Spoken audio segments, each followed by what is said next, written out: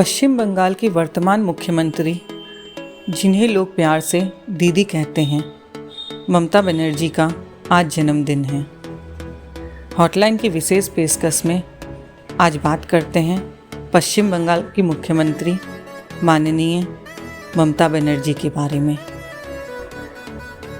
सुश्री ममता बनर्जी का जन्म कोलकाता के एक मध्यम वर्गीय परिवार में हुआ। कॉलेज से ही उन्होंने सक्रिय राजनीति में प्रवेश किया।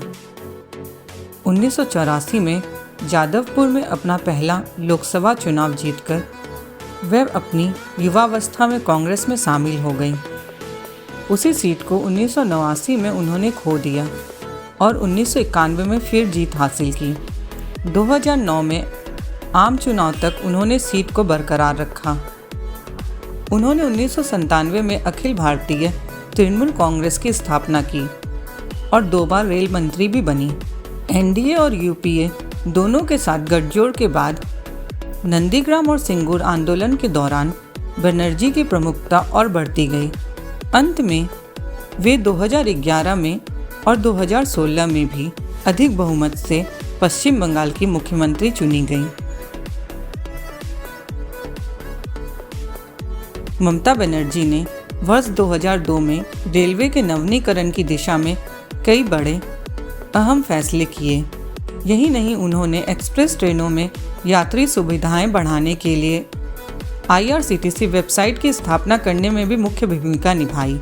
ममता बनर्जी केंद्रीय कैबिनेट मंत्री के रूप में कई बार सेवा देने के बाद वर्ष 2011 में पहली बार पश्चिम बंगाल की पहली महिला मुख्यमंत्री बनी। पारंपरिक सफ़ेद साड़ी और हवाई चप्पल में ममता बनर्जी की पहचान बन चुकी है। वर्ष 2011 में 81 साल की उम्र में उनकी मां का निधन हो गया। अमिताभ बनर्जी के बेटे अभिषेक बनर्जी उनके भतीजे हैं। अभिषेक बनर्जी भी TMC राजनेता है। ममता बनर्जी वर्ष 1976 से 1980 तक पश्चिम बंगाल की पहली महिला महासचिव रही। वर्ष 1984 के लोकसभा चुनाव में वह पश्चिम बंगाल के जादवपुर संसदीय क्षेत्र से अनुभवी नेता सोमनाथ चटर्जी को हराकर अब तक की सबसे कम उम्र की सांसद बनी। वर्ष 1980 के दशक में वह पहली बार भारतीय युवा कांग्रेस की महासचिव बनी।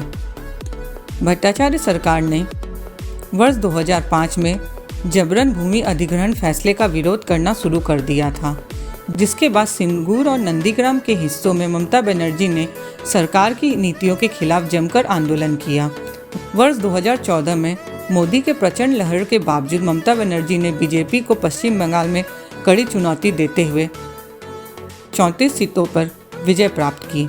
वर्ष 2019 में ममता बनर्जी का दल पश्चिम बंगाल के लोकसभा चुनाव में भारतीय जनता पार्टी के सामने सबसे बड़ा राजनीतिक दल बनकर उभरा।